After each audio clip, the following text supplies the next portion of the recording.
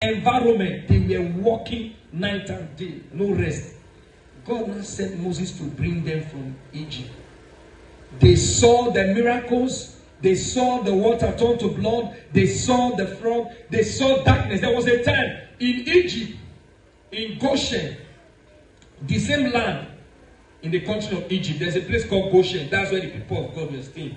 Then the other side, there is darkness. You cannot even see, you cannot see the door.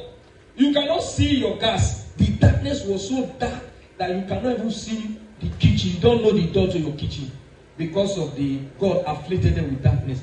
But in Goshen, daylights, they saw all the miracles that God did. They saw the move of the Spirit. They saw how God spoke. They saw this thing.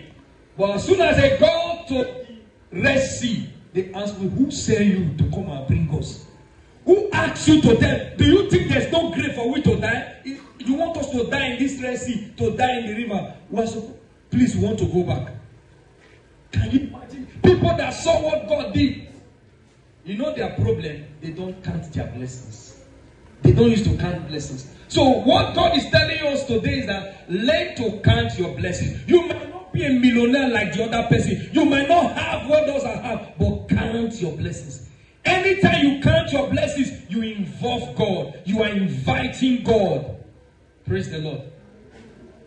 David said, the same God, remember how God gave you health, how God healed you. Remember how the battle God fought for you before. If he did it before, he can do it again. That is why you must not give up no matter what you are passing through. Count your blessings. This was a secret of David. It's a secret of every champion.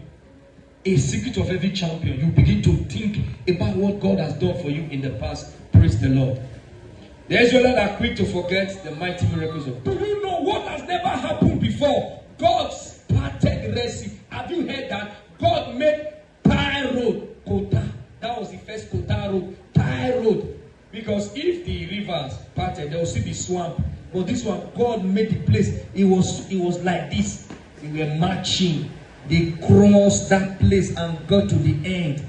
And God told Moses, stretch back your rod and divide the sea. Moses stretched forth his hand and water came back and killed Pharaoh and all his men. They saw this thing with their eyes. They saw the move of God. They saw the power of God. There was a time when they Moses told them, kill a lamb, put the blood in your litter. The angel of death is coming in the night to kill all the firstborn of the Egyptian.